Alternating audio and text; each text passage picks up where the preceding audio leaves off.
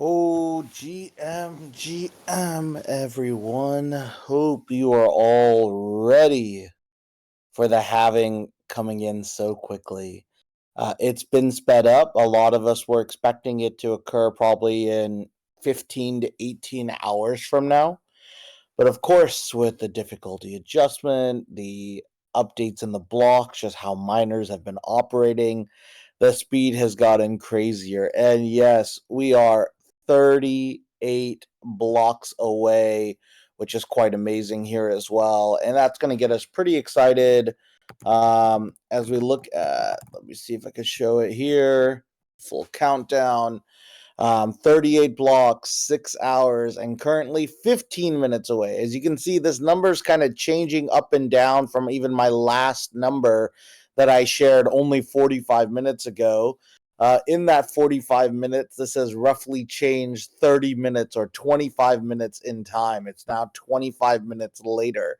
So what you're realizing here is that this is all dynamic, right? We actually don't know. There's not a very specific hard coded time for that block. What we just recognize it's about to occur, 6-ish hours from now. And this is where we want to be ready. This is kind of our opportunity. This is what, this community has been really amped on, and more importantly, getting positioned around is how do we take advantage of this halving? And most of you are already pretty well set, but what we want to walk through here is just a quick review of everything we went through over the last couple of weeks. We're going to show you some new tools, new platforms that are coming up all in real time. And that's kind of the important thing here is, right, we're going to have this major halving event here in about 6 hours. And the crazy thing is most of the technology literally either got, launched here in the last few days or hasn't even launched yet. Like we're that early, right? We're right now trying to get every opportunity, understand it, and participate as well. And because of that, it means that chaos is probably what we should be expecting. Hopefully, good chaos, right? But essentially, this is going to be a massive, massive race for a lot of reasons. And let's talk about kind of what's now happening. Well, essentially, what is the Rune protocol? Well, the Rune protocol is a new protocol introduced by Casey Rodimer. He's the creator of ordinal theory, or essentially the protocol that allows ordinals to be traded for one another and ordinals being inscribed on individual Satoshis. Because of this, what Casey has done, he's made a very simple yet elegant way of essentially unlocking shitcoins on Bitcoin. And shitcoins already existed on Bitcoin before. We had BRC20 and we had a few other liquid meta protocols. But what's really nice about Runes and what gets a lot of people bullish is how optimized it is for the Bitcoin chain, specifically by utilizing something called the UTXO model, the unspent transaction output model. And this is the idea of managing inputs and outputs. And we'll get into that a little bit. A lot of you should already know about it if you've been splitting UTXOs. But the short of this is that by introducing this framework, the cost and transaction fees are much cheaper with a Rune model over, say, a BRC20 model. It's more efficient in terms of on the chain. It's not clogging things up as well. And it feels more native because of its elegance, but it also has drawbacks, and that's important to understand. Rune Protocol does not have any smart contracts. What you see is what you get. It's very simple. You could mint, you can etch, you could transfer. You have a little bit of control on the variables on when you're etching a new supply, like creating a new token. There's a few variables when you're minting, but essentially, it's just about 10 different features on 3 core features, and that's the entire Rune protocol in and of itself. So what that means is that we can all interact with it really easily, especially if you've been playing with Luminex's testnet.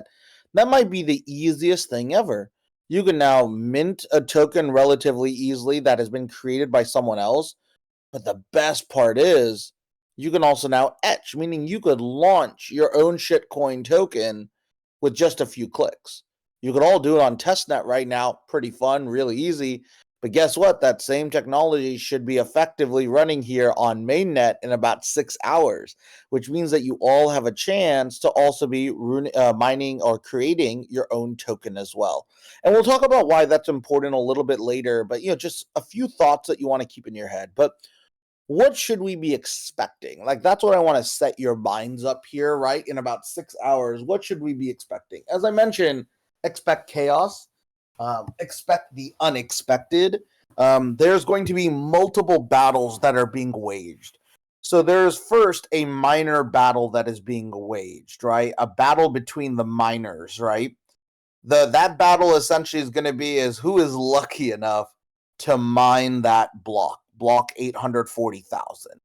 The reason why that's important is not only for provenance reasons, but it's because the first Satoshi in that block, right, the first sat in that block will be one of the rarest sats ever found. It'll be called an epic sat, right? A sat that only happens, it's the first Satoshi after a halving epoch, right? And this is a halving epoch. It happens once every 4 years. There's only been 3 epic sats before. I don't even think we know the existence of where those epic sats are, right? This probably will be the first public one, and it's by far the first public one since ordinals and sats became a thing. Many people believe this is going to be worth well over $1 million. Some people are even saying $2 to $5 million. So that is just a battle in itself, because that's a meaningful amount of capital for anyone, right? Including miners here too. So this is kind of why, as we look into this market and get a better understanding of where things are going, we want to understand the other battles that are waging. So that's like battle one on the miner side. The second battle is a race for rune number 1. The information we have today is that Casey is only hard coding the first rune, rune 0, and that is uncommon goods. Most people were really excited when this was the news initially, because they felt like, great, we're all going to be able to get access to some type of meme coin here, and it's going to be something that's going to moon because it has provenance. It's rune number 0. But what Casey has ended up doing with uncommon goods, and that's important to understand, is that he's essentially made it more of a stable coin that has now an unlimited supply for the next 4 years.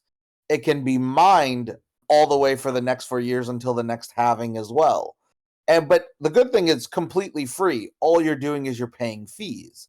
So if all you're doing, you're paying fees, and in the way that he's built it is that in each time you claim a rune from uncommon good, you just get a single rune, is the way he's coded it, right? So the batch that you're getting is just one single uncommon good rune per transaction.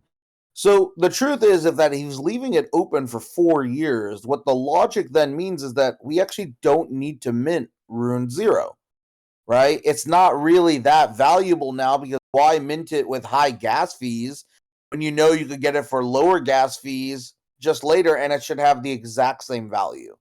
The only reason why I think anyone does mint rune 0 early is provenance, right? Like saying they got there early. But it should be negative ROI in doing that, right? In terms of the fee side of the equation. So what's really interesting now is that this isn't a debate about rune 0's value. Rune 0 is a stablecoin. Rune 0's price action happens in 4 years from now. It's what will be the next halving, which is also really cool. But it's essentially sidestepped the question of what's going to be the biggest play right now. Well, it's not Casey's rune 0 anymore.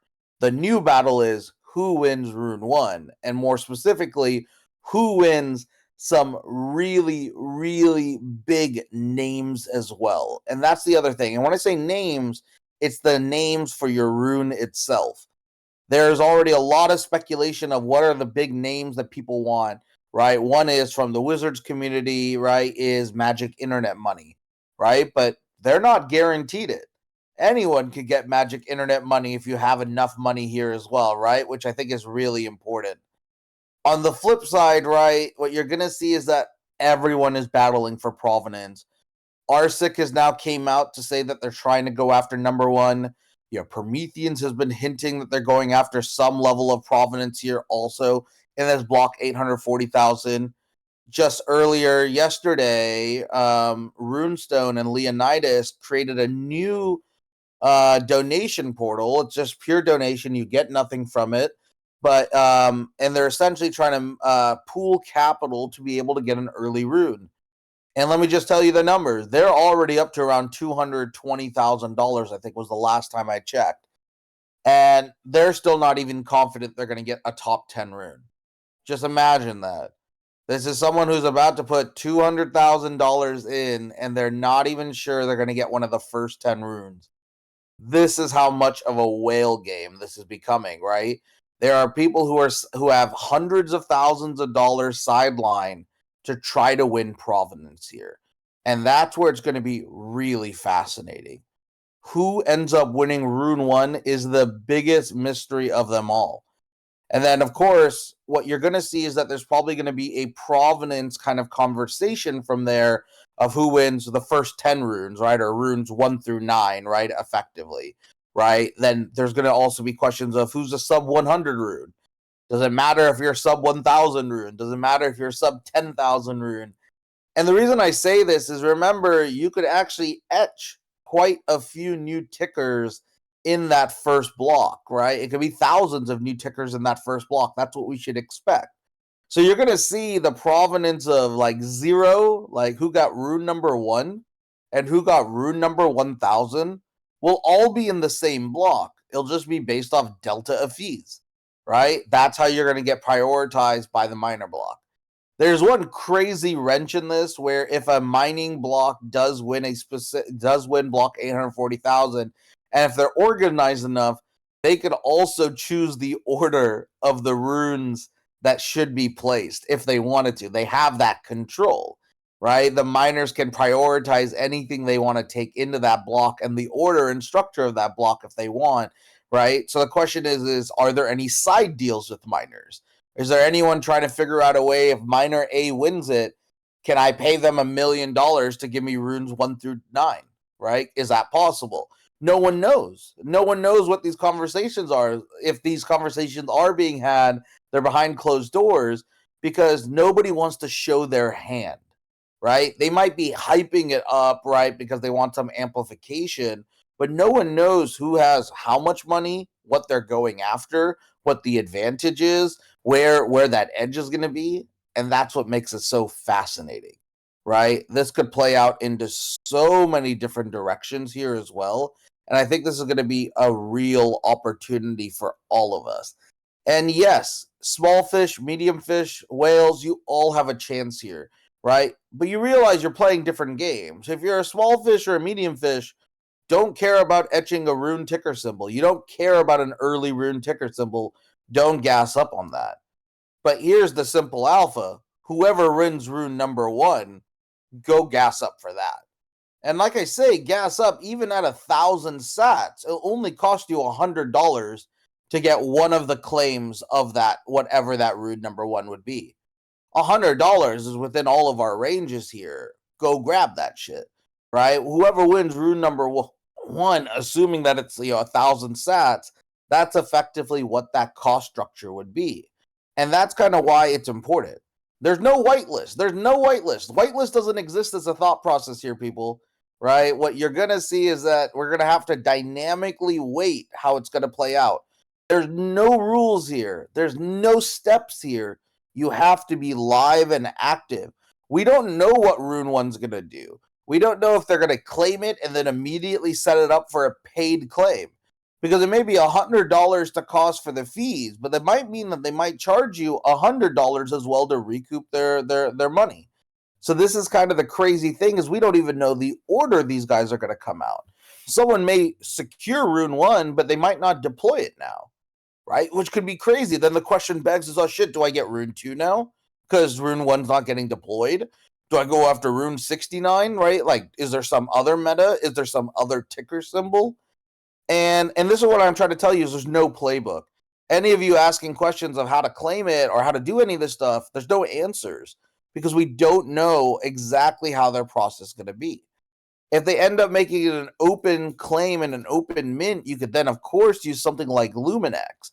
But considering that someone is probably putting hundreds of thousands of dollars into this and probably millions, a million plus total capital of sorts, right? Whoever wins Rune 1 to an extent, like it'll probably be that level of investment, right? The likelihood is that this will be probably a paid token that you'll have to pay to claim, right? On whatever the fees or whatever cost structure is. And then they'll probably be doing it with a preferred partner. So it might not be on Luminex. It might not be somewhere else initially to start. So this is why you have to be ready to be able to understand or read, right, the actual block, right, and understand who wins it. And the good thing is you don't even need to know how to read it directly. The market will tell you who wins Rune 1. That's the best part, right? As soon as Rune 1 is found, everyone's going to tell you this here as well, right?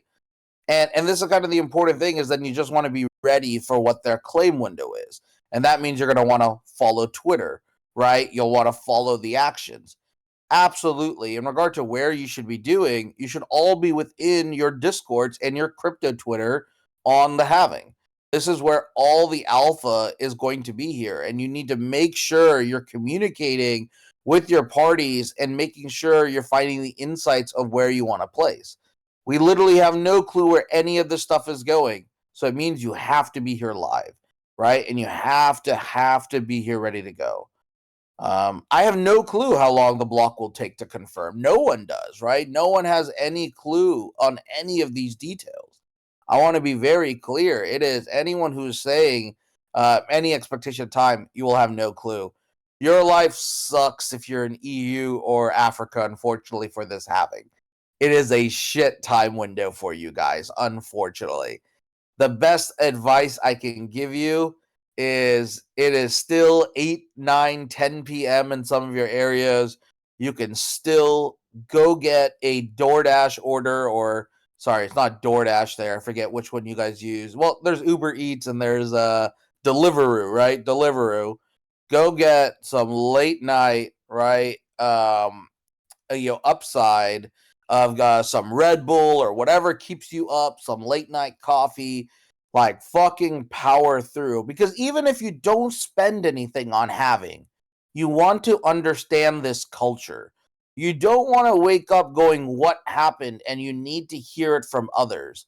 Be a part of this, quote unquote revolution. Be a part of it on the front lines, even if you're not participating with huge amounts of capital, even if you're participating with zero amounts of capital, right? It's because you absolutely need to be here for where everything is going, because we have no clue where the journey is going to go. Right? There could be a scenario, whoever wins, right? You could have a scenario where one random rune becomes the magic winner, right? Magic internet money, right? But we don't even know if Wizards get that. What if Wizards doesn't get magic internet money, right? Then what are they going to do? Well, they're going to probably have to get a knockoff one, right? Magic internet money with 2 Y's, right? Or magic internet money with a letter 3 in replacing one of the E's. It'll be something stupid like that.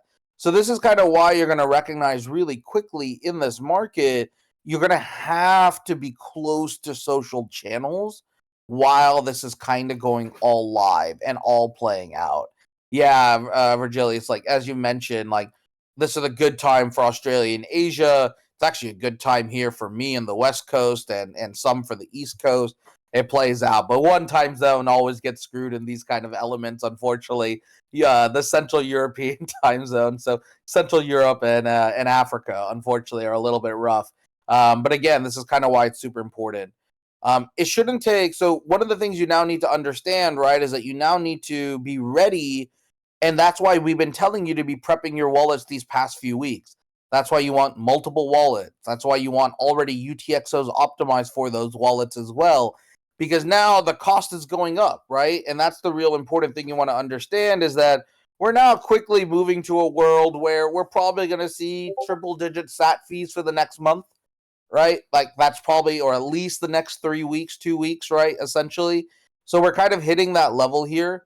The good thing is splitting UTXOs just takes one block, right? You're just putting in an action in a block.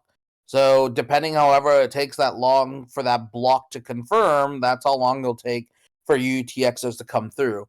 At these kind of current fees, will probably cost you $20 to $30 per wallet. to be able to do this, right? And that's why we recommend doing earlier where, at 30s, you're able to get it for $6 or $7. So the other important thing, and we'll talk about splitting UTXOs here in just a bit, but what you want to understand is this whole game was about setting up all the opportunities for you in the unknown outcomes, right? Because none of this is known. So that's why we've been telling you have Xverse, Unisat, and Magic Eden Wallet, right? There's so many users who only have Magic Eden Wallet. Oh, you're going to get wrecked, right? Because Magic Eden's not supported by a lot of these platforms here at the moment right now, right? So you don't want to just sit on the sidelines with that one wallet. Sure, I'm sure majority of the major platforms will cover all three, but there's going to be edge cases where it'll be Unisat only. You already see that on the farming front, right? And getting early on some of these protocols, right? Some will be Xverse only. And Xverse seems to be the most well supported. So if you had to choose one wallet, it's absolutely Xverse. But this is why we've been setting up our wallets accordingly on all these chains, because we want to make sure that whenever the opportunity presents ourselves, we have the ability to act. So what a lot of people are doing at the moment right now is they're trying to optimize those wallets. And we'll talk through that here shortly as we go through UTXO. So today what we're going to do in this Rune Bootcamp is go through quite a bit of stuff. We're going to go through what should your Rune dashboard look like, right? And we're going to talk about the key tabs you want open up, right? And that includes, of course, Discord and Twitter as well. But we'll talk through the tools, of course, having Ord Pool up, having BTC Tool up. That's what we're going to do in this kind of next era here in this next session starting in about 7 minutes. But before we go into that, right, what you want to understand is the theory on why Runes is important. Runes is a liquidity catalyst to potentially usher in the actual technical infrastructure that Bitcoin massively desires and needs, right? And what we believe is that in that growth, as that liquidity rotates from runes over to ordinals, over to technology infrastructure, whatever that flow is going to be, we know technology infrastructure is going to massively grow from here.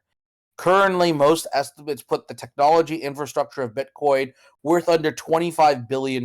In many cases, some people even say less than $10 billion. In those kind of cases, many people believe the market's going to have a 30x to 50x opportunity on just that infrastructure value creation over the next 3 years. Our goal is trying to position for that. That's the real opportunity, right? Runes currently in its current form, right? In its current form, Runes are the simplest meme degen casino ever created. It's so well done for Bitcoin, at least. And what I mean by that is that there's no intrinsic value here at the moment right now that we're actually optimizing for on behalf of Runes. And what do I mean by that? All the stuff we're talking about for you to ape is purely based off provenance or where we think the concentration of the mimetic value is going to be, right? It's not about actual expected utility at the moment. There's not expected yield from this in any meaningful manner. It is really about how do we as Bitcoin collectors, what is our collective mind share aggregating and leading to a Schelling point on?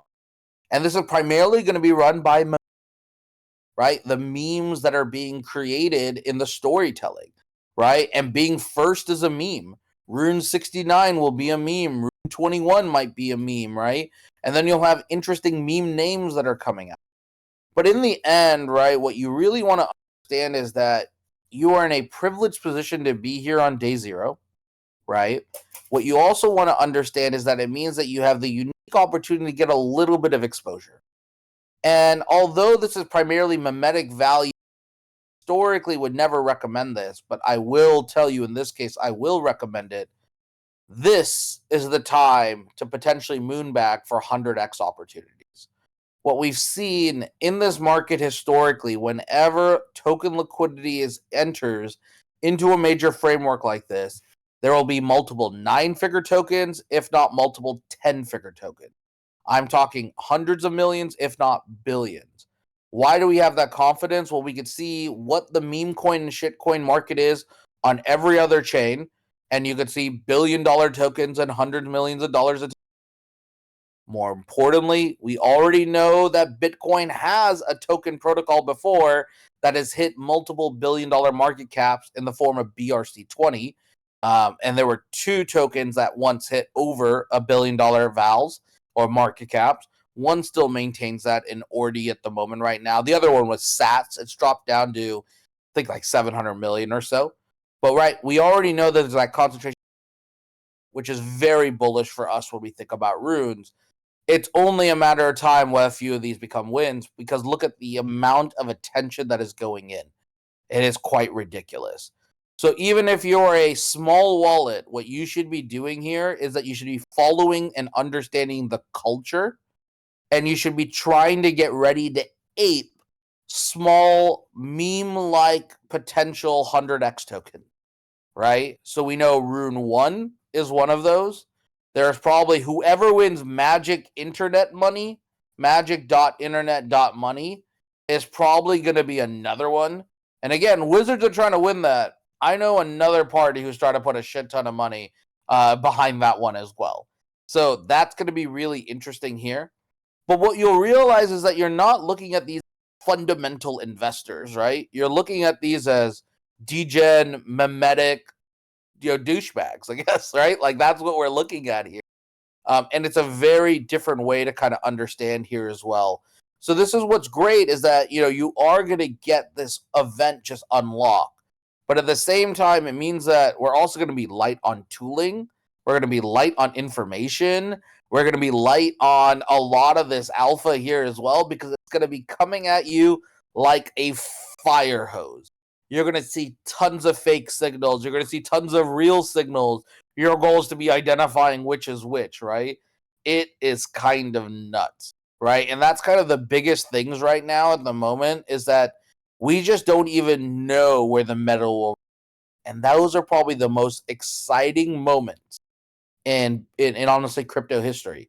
When we cannot define what will happen, usually really special things happen. In some unfortunate cases, it might be a total train wreck. I don't expect that to be here, because I don't expect the tech to be down. It's so simple that this framework should work for everyone, which is great. So I'm hoping it's only a positive catalyst.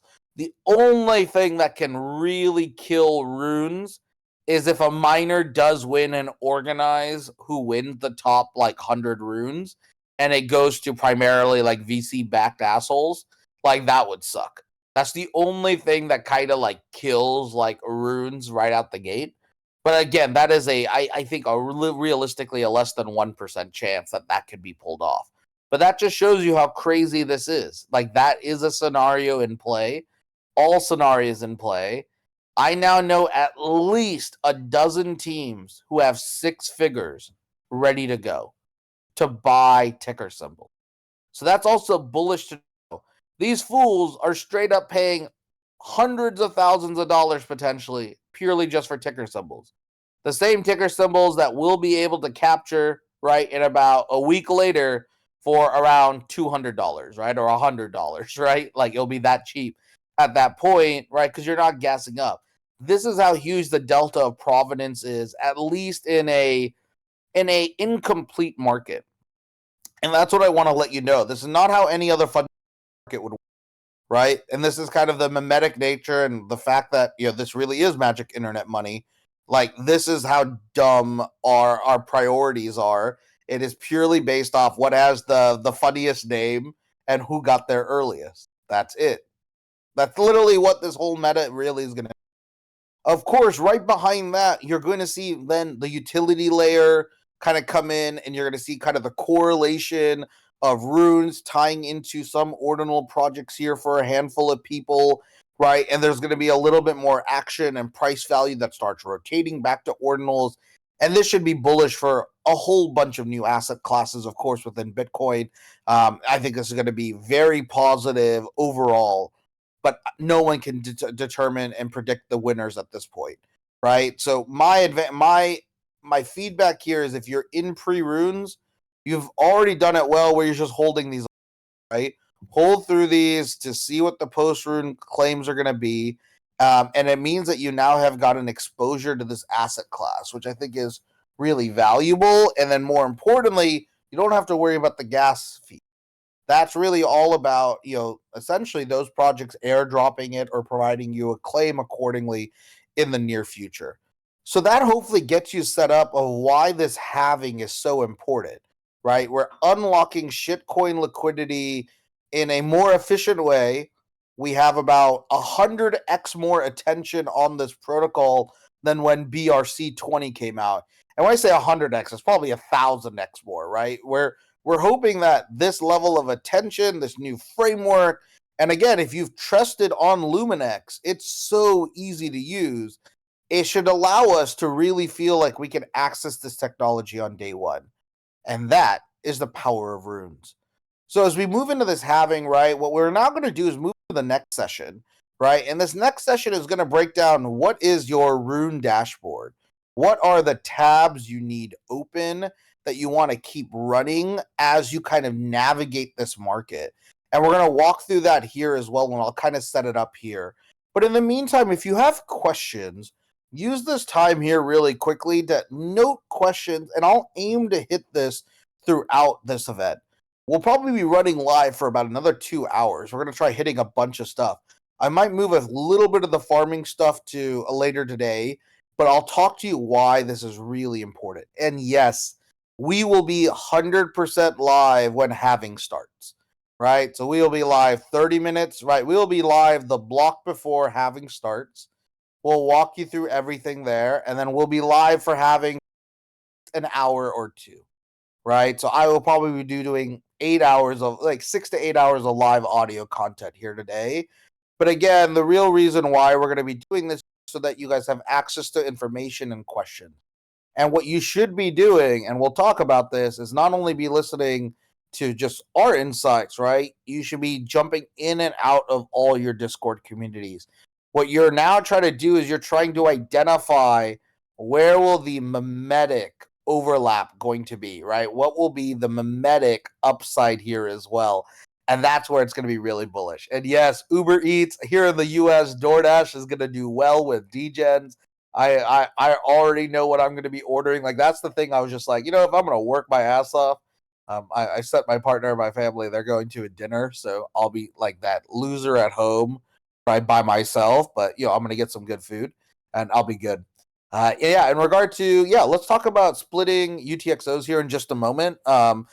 Most people I know are going around 200 to 250K. That's kind of been the number here.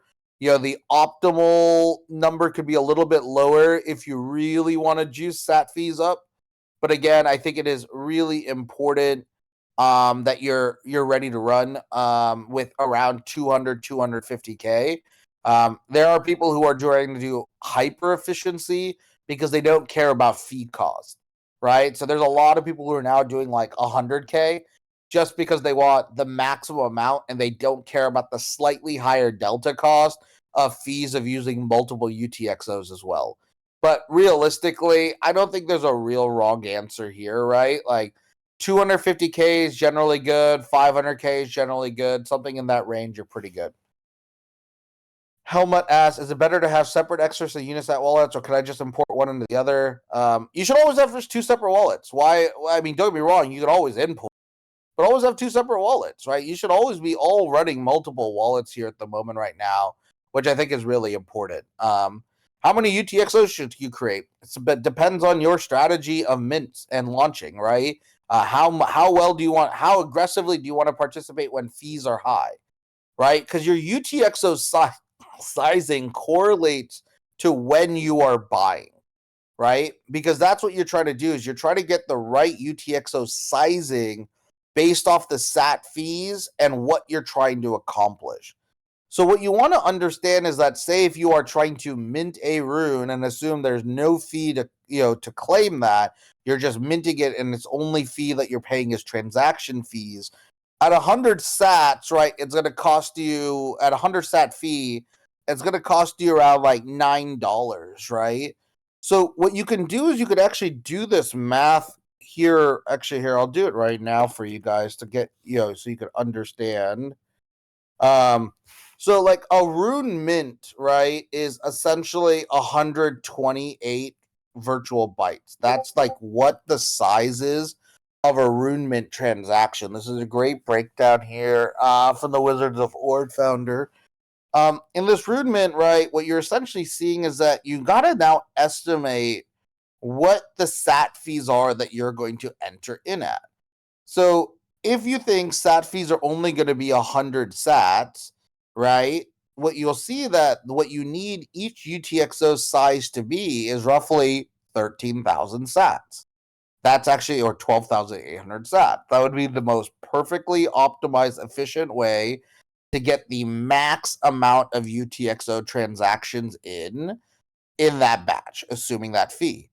But again, what's realistic is that in these early days, I'd be assuming, honestly, the math I'm using is that I'm assuming 1,000 sats or higher.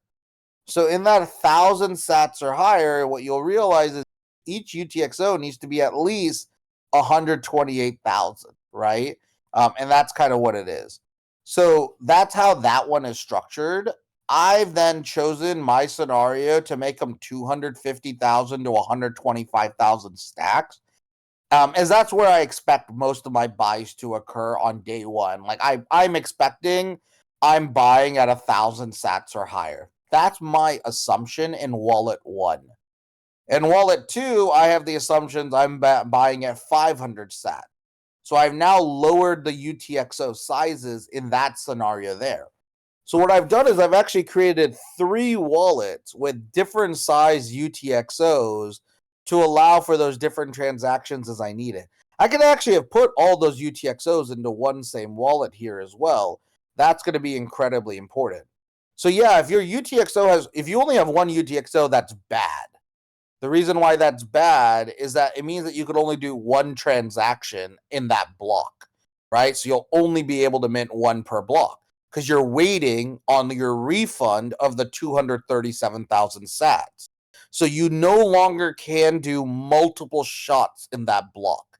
That's why you're splitting UTXOs. You're trying to get the most efficient amount of shots at goal here within a block.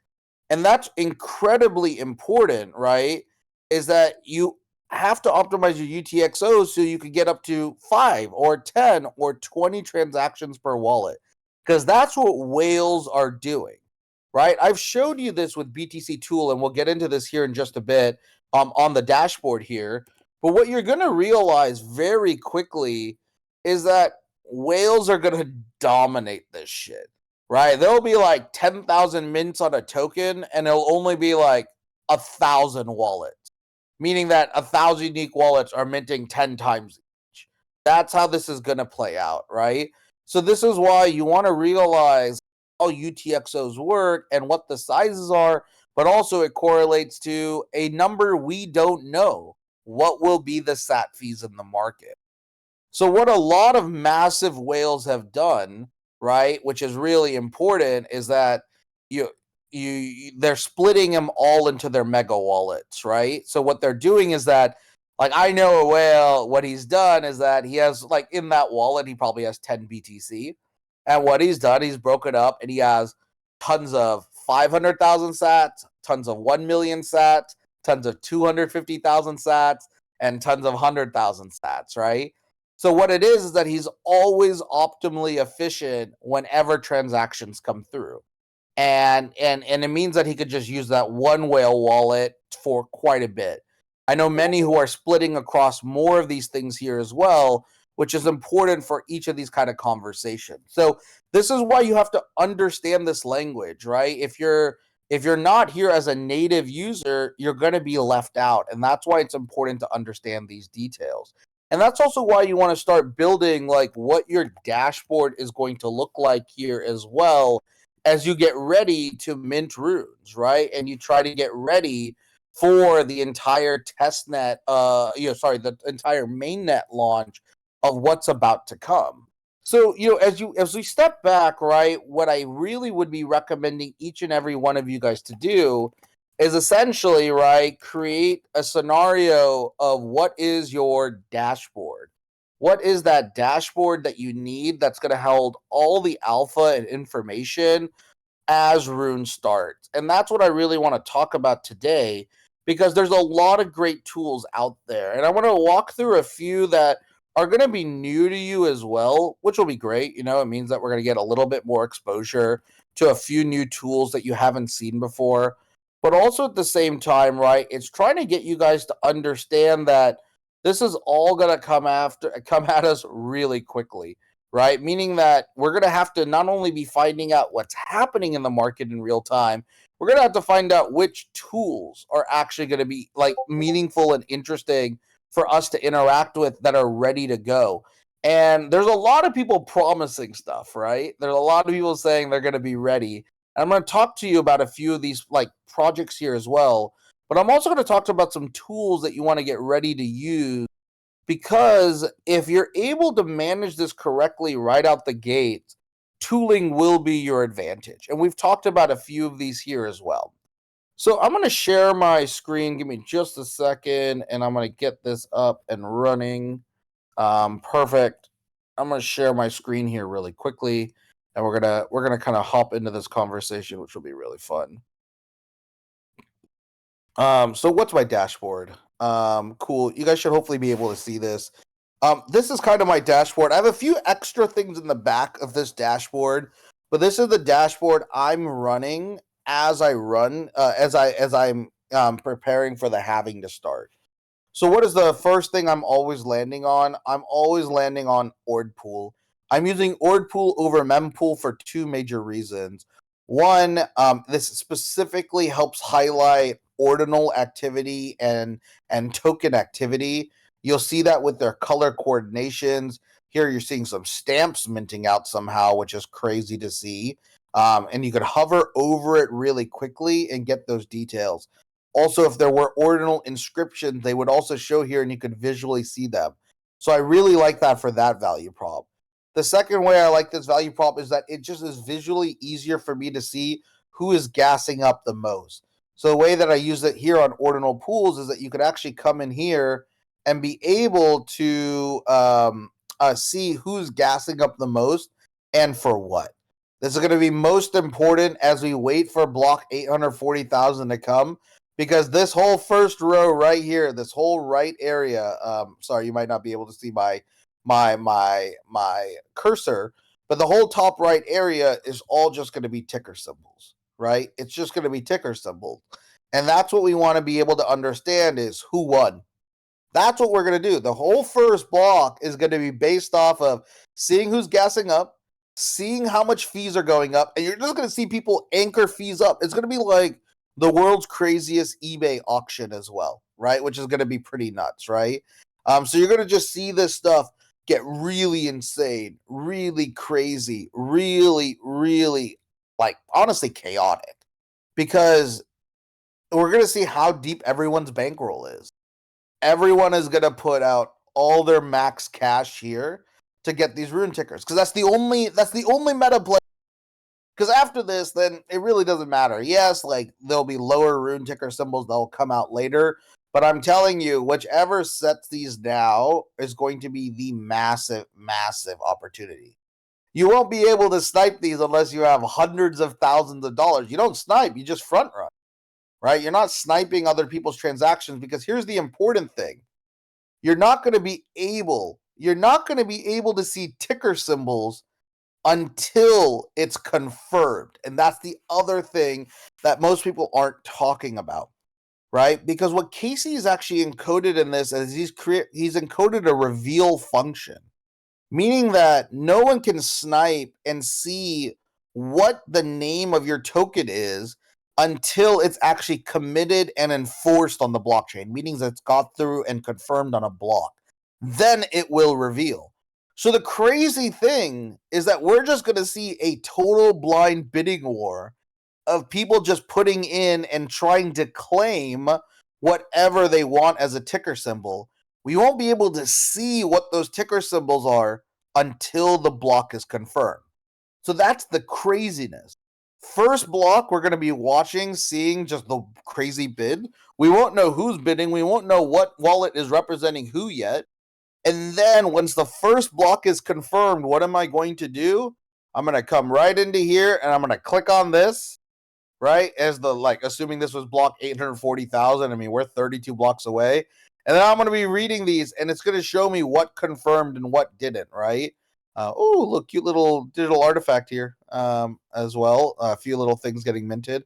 But I'm going to be looking here to see what got confirmed, and I want to see which ticker symbols were actually revealed, right? Because that's the most important thing you want. That's the real alpha here as this market blows up, is that can you read this stuff as fast as you can, right? And can you understand who presents it? The good thing is Twitter will help us quite a bit. Twitter is going to yell out whoever wins, shout it out over and over and over again, right? Who's going to win those early runes? They're going to shout it out. So that will help too. But correct, the top right corner is the most gassed, right? I'll show you here really quickly, right? So if we're looking at, actually, it's the most gas only in this pre-confirmed block, right? So while they're getting confirmed, the top right shows you the most gas. So if I look here in the top right, while this block is being formed, this person, it's based off how high their fee rate is, right? So it's not the total fee they spent, but rather the fee rate, how much they're paying per virtual byte. So in this case, someone's gassed up to 4,000 sats on this transaction. That's the highest currently in this block. The second highest is 568 sats. So it's a way larger drop off from that, right? 4,000 to 560. Next highest is 352, right? And then you can keep going down this 289, 284, 251. So that's kind of how it's organized here. But when it does get confirmed in the actual block, it does not show in order of sat fee here, right? That's kind of the interesting thing here. So we'll have to be able to read the block accordingly here. And what we'll end up seeing is that the sat fees are actually now positioned here on the bottom right, on the bottom left once they get confirmed. So it's in a different order here, which is pretty interesting at the moment right now, right? Is that they shift that over. So the highest fees in confirmed blocks move to the bottom left, but in unconfirmed blocks, it's in the top right. Great. Isn't it fun that Bitcoin just makes this all a little bit extra hard for us at each different levels? But this is why you want to know this. This is why you're here. You want to understand these, because if you communicate and read this yourself, you're going to be in a really good position. So this is how you want to kind of see this. So this is one of the first tabs you want open, right? As you come into, as you come into creating your dashboard. So right, my Rune dashboard. I'm gonna share all these links right here, but I'm gonna put them in order. Give me just a second so we can show you all these details. Oops. Okay. So after org pool, what do I want? I hope you guys can understand the value of that. Read all this stuff here directly. And again, you don't have to worry too much about the details in regard to, like, I could walk you through this really quickly. Right, transaction will actually show you the transaction ID number if you want to go look at it. You can see the amount of BTC that is actually paid for this transaction here. You can see what the fee in total was. This is essentially taking your fee rate and timesing it by the size of your asset will get you what your total fee rate should be. So in this case, this guy paid 1.4 million sats essentially for $915. That's what the green is noting. The fee rate is the actual sat fee rate that you've put into this transaction. So in this case, this guy has now upped it to 5,000. So this is the same transaction. This is probably a snipe that's happening right now. What we're seeing is, and again, we could click into this and I'll show you here in a bit. And then lastly, virtual size will share how large the size of that transaction is. If it's an actual inscription that's being inscribed, it'll be much larger. But if it's just like a transaction on secondary marketplaces, these will generally be small. Runes and mints and etches are generally small, so you'll see a small virtual size. And that's the other thing, right? The size of your square means the size, it correlates to the size, the virtual size of your actual transaction. So these larger ones tend to be more digital artifacts or something larger. Like someone's trying to get a digital artifact collection here, spending about $3,000 trying to get it through at a 55 sat fee. I wouldn't be surprised this might be Casey's. This might be Casey's, or I'm not sure what this is. But we'll see. But they're trying to get a few digital artifacts in, but they look like they're going to get pushed out of this block pretty quickly. But again, that's kind of how you could read this. It's very simple and pretty straightforward. But the other thing, right, as I mentioned here, click into these and then you can kind of see what's happening with these transactions. Like, why is someone paying 5,000 sats for this? So when you click into this, what you should see once it kind of steps up, we'll see when this ETA refreshes, you should probably see that this has been a transaction that's been RBF'd, right? Or sniped multiple times is what this is right now probably going to show me. Once it loads up, I'm just waiting for it here to kind of give us the details. And it just looks like multiple people are trying to find whatever this snipe may be, and are trying to claim it here as well. So again, just understanding these are going to be important, but sniping is not really going to be something you care about for runes right now. Sniping is just for people who are fat fingering stuff on Magic Eden. That's a great place for a lot of these people to use RBF. So again, pretty straightforward to read. You don't really need to worry about anything else here on this page in detail. Like, there are diagrams and flows where you can see the inputs and outputs of a specific transaction.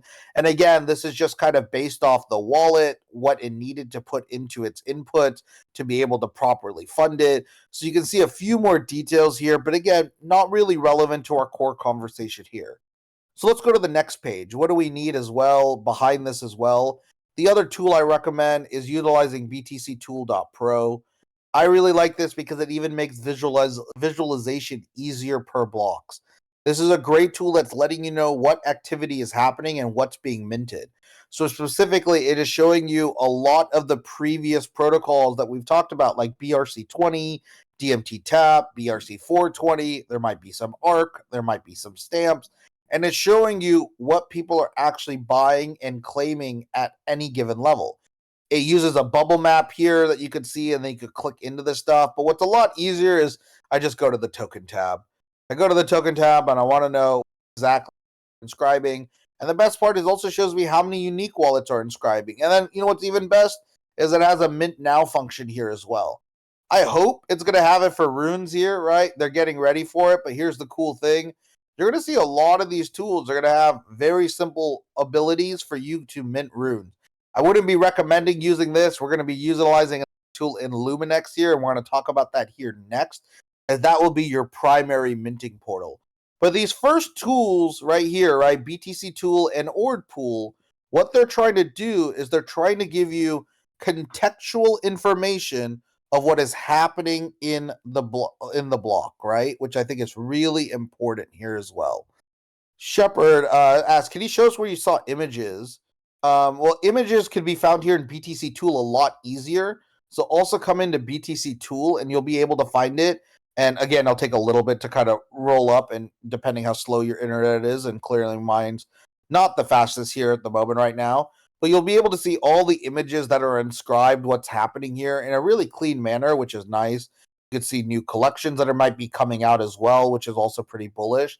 So again, another way you could use BTC Tool. In regard to how this actually works, in regard to seeing the images here specifically, what you want to do is that if you see a large one of these blocks that actually has the color orange, and it might take some time for it to color update again, right? Because it's all refreshing tons of data in real time. It may show the actual digital artifacts image. It's still showing as loading on my screen right now as I hover over this. And this is, there it is. Now it's coming up, as you can probably now see. And then I could go into this and click into that same transaction, and I can then see the images, and I can actually scroll through the images. So he has 5 images here, and there's also a parent inscription. So I could go copy this. Let me go see what this parent inscription is. What I'm going to do is I'm going to go to Ord.io for that, right? And I'm going to see what this inscription is. Oh, wait. Is this just the... So here is the parent inscription for whatever this thing is doing. Wow, is my...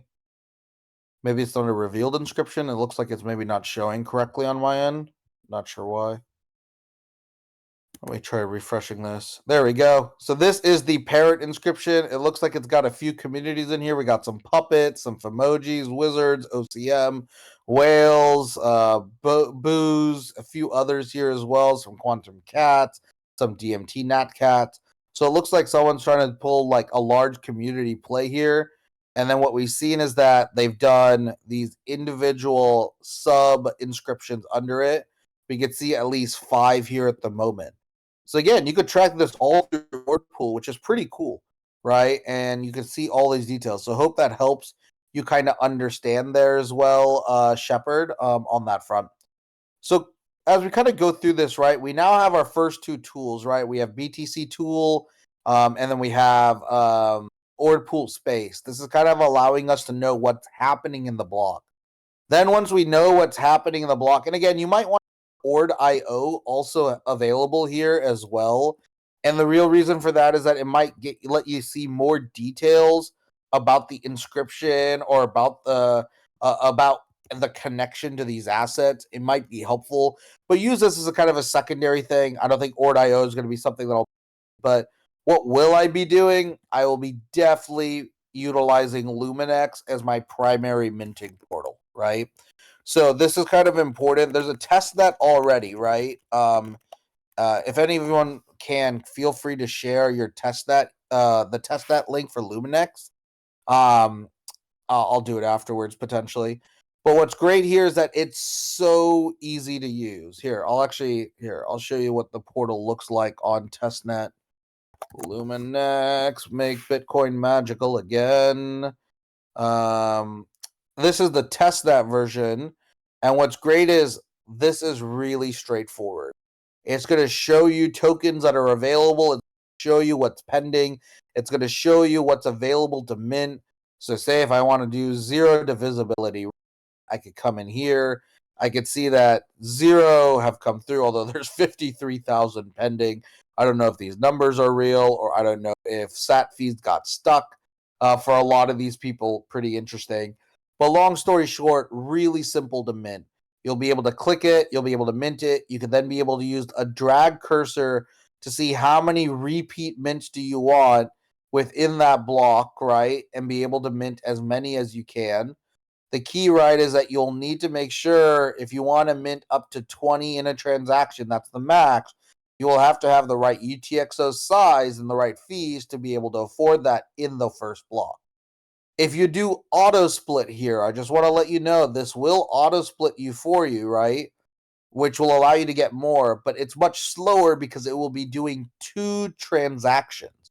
It will do the first transaction to split, so it's going to have to wait in that block for that split to occur, and then it will fire you into the next block for your mint on this. If you use auto split, there's a high likelihood you are not going to get some runes because some of these runes will be minted out in a single or maybe 2 blocks. It can be very, very aggressive. It can be very, very fast. And that's why it's important. So if you haven't yet, you should already be testing this. This is super easy to use. You can you can execute on this. And then of course, as mentioned, why do you need Ord Pool up? You want Ord Pool up because you want to see where the fees are trending at the moment for this block. Because guess what? Do not rely on fast. Do not rely on this. You should be putting in custom fees. Why have I painstakingly forced you guys to go use Moto Swap and update fees dynamically? Because guess what? This is a new, like almost trait, a new habit you have to form. We always have to be checking the block and the fees because, again, a delay can cost us 20 to 45 minutes. And in the world of shitcoins, 20 to 45 minutes is a lifetime. And that's also another important reason why you want to interact with Luminex here, right? And why you want to interact with this platform. Luminex looks by far the most mature platform for doing these mints. Luminex is also the preferred partner for Magic Eden as well. And because of this, right, what's really compelling here is that there's tons of upside as you kind of get ready for this journey, right? And that's what I want you guys to understand is that everything here, you want to get edge by operating these tools better than everyone else, right? That's what you want. You want to operate these tools better than everyone else. And these are the little edges you get. So don't be reliant on fast because guess what? That block can get gassed up at any moment. right? So you might want to always be pushing a little bit more fees, higher than this as well. And I think that's also a really important thing as you kind of navigate this market, right? Is that your edge is being able to use tools better than everyone else in this market. So Luminex is available on testnet. You could all use it right now. And guess what? It's already right, but there's just nothing you could actually mint on mainnet yet, right? We're just waiting on these transactions to effectively open up. Uncommon goods is technically available, but the way that Casey has coded it is that it won't actually respect any uncommon goods minted before block 840,000. So there's no point in doing, right? What you should be doing is just waiting for it and you go after that. But what we really care about is who's winning those early runes, and we want to be ready. Luminex by far looks like the strongest. But again, I'm also going to keep X versus Rune platform as my backup here as well. And the real reason for that is that they should have something much better than what we're looking at here, which is really depressing. Xverse is clearly getting shown out by Luminex at the moment right now. But again, Xverse should have a platform ready to go on day one. And this is kind of why it's also really important as you engage in this market. It's going to be very, very, very aggressive, right? This is going to be the other challenge as you deal with this market. Yes, Quota, you can still increase the gas on your assets, right? And on your transactions once you've put it in. And we'll talk through that a little bit later as we go through those actions. But yes, you can do that. But of course, the best thing is get your fees in correctly at the start. And we'll walk through all those details here. So as mentioned, Luminex is probably going to be the primary portal that most of us will be interacting to mint. There are also a handful of other minting portals, right? Even as I mentioned, BTC Tool has a minting portal for runes. You're gonna see Xverse will have one. Magic Eden will have theirs with partnered with Luminex, and then there's like dozens of other tools that have it that we've been sharing. But in the end, I'd use Luminex as my primary until it gets DDoSed, right? Assuming it does get DDoSed, right? And the real reason for that is that they're the only ones who've shown us a complete platform prior to launch like this in a pretty meaningful way. There's a few others that probably will share stuff in the next few hours, and we'll want to stay live for that as well. So as we kind of continue on this Rune dashboard, right, that you're going to have your primary minting portal. It's luminex.io. Very easy to understand as we go back to this, right? So you could mint, right? And this is what you want to understand between the three actions you could do. There's mint, there's etch, and there's transfer. Let me talk to you about this here. Mint. Mint is the ability to mint an already created rune token from the market. You're choosing to mint an allocation from them directly based how they set up the supply.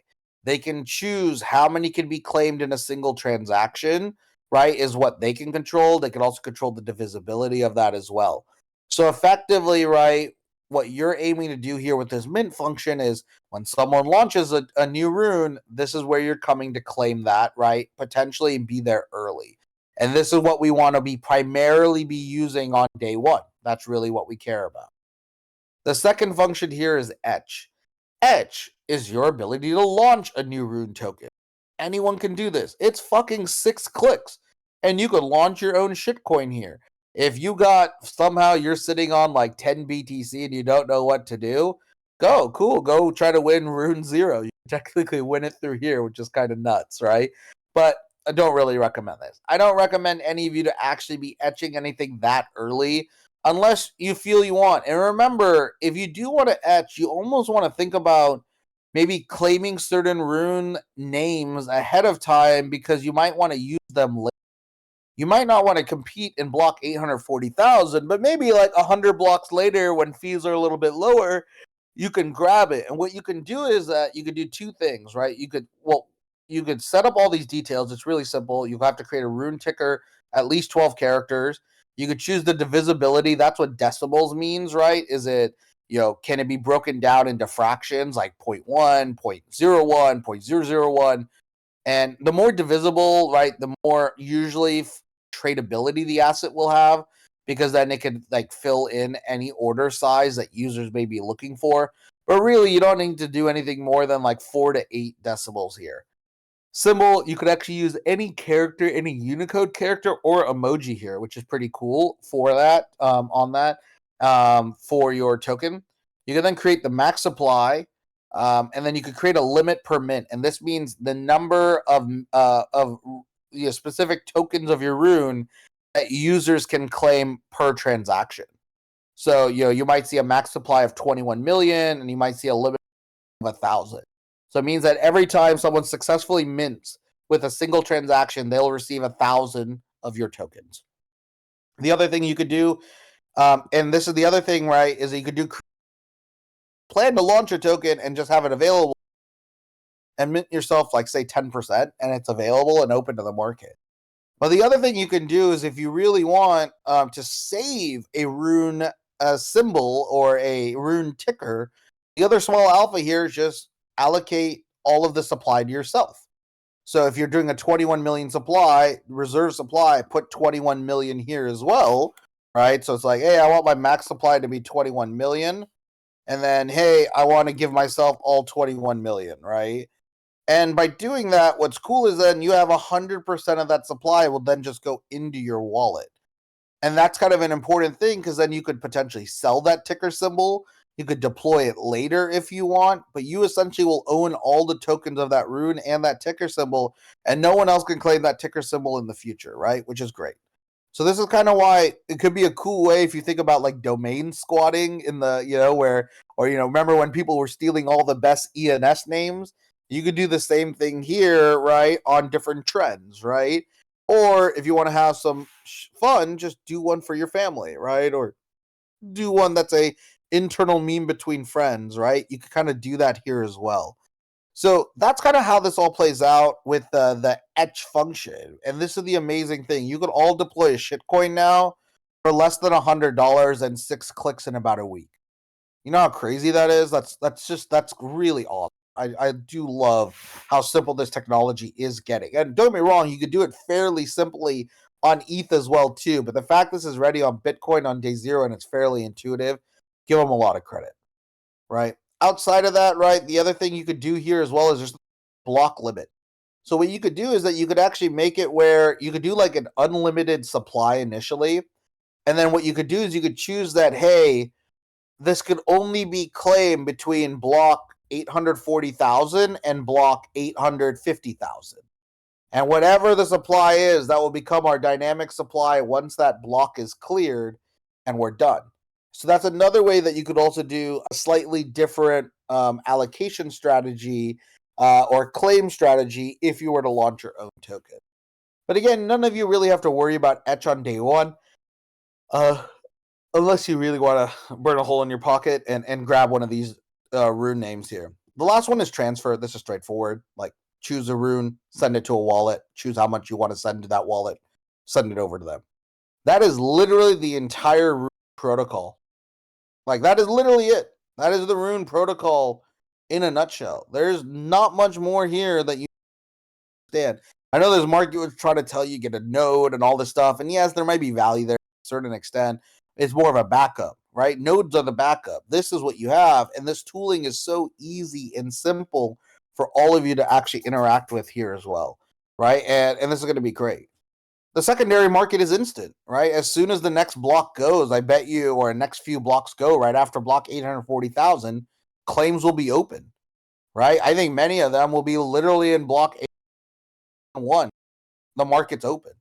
It's going to be crazy. It's going to be nuts. And we have no clue where any of this stuff is going to go, right? So it's going to be a very, very massive play here as well.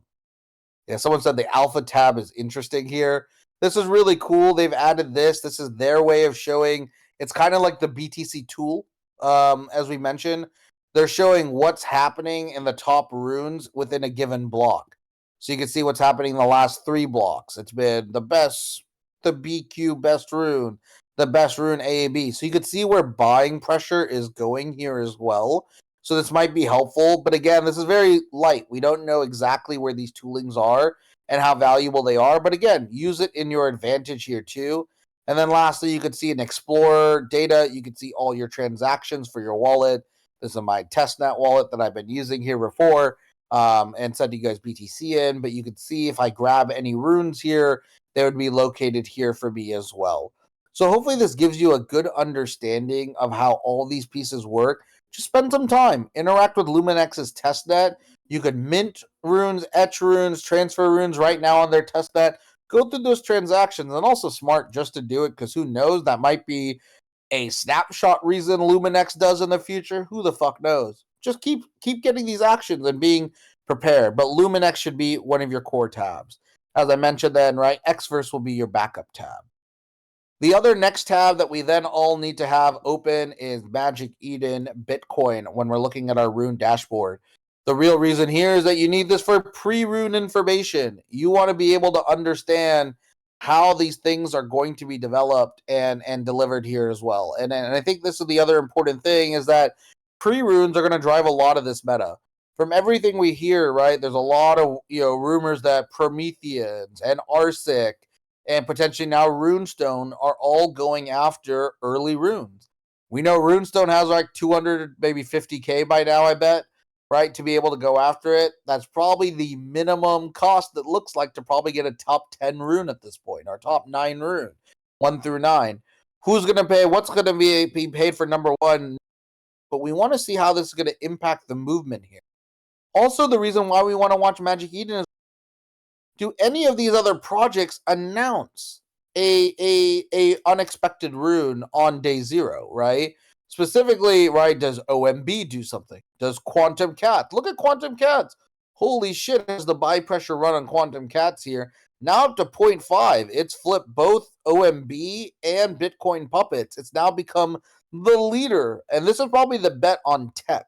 That's kind of been the little meta we've seen, right? If you've been a technical-oriented team, there's been a lot more buy pressure. So Quantum Cats, good example, Wizards of Ord moving all the way to 0.05 here. But this is crazy. Quantum Cats has flipped everything. It's flipped nodes. It's flipped Bitcoin Puppets. It's flipped OMB, right? And again, it's been really on this technical side. So this is where you want to keep following along to see, does any of these really make a move, right? Does Ape Odyssey launch something with their RunePad ecosystem and terminal ecosystem?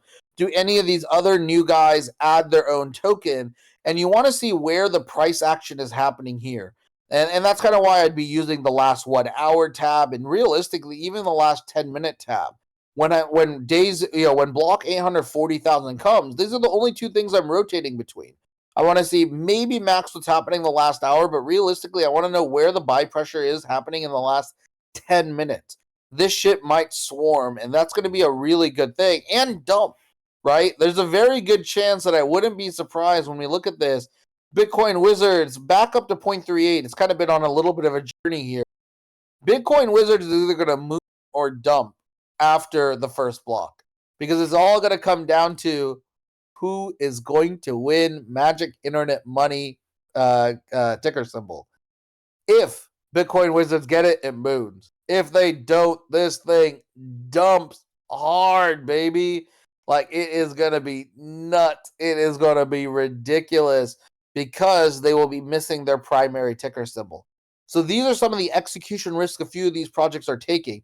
It's really fascinating, because everything is going to make sure that you're going to realize that everything is going to be dynamic. Anything can go up 5x or lose 80% of its value here, right, to a certain extent, if they're tied to runes. That's exciting, but get ready for the roller coaster, of course, right? And that's kind of the other important thing here.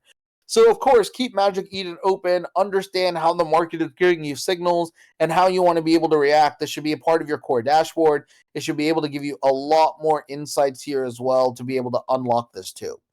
So as we kind of get ready, right, what will be the other stuff that you want to start adding to your tab, right? It's realizing it's going to be a few of the new emerging data tools.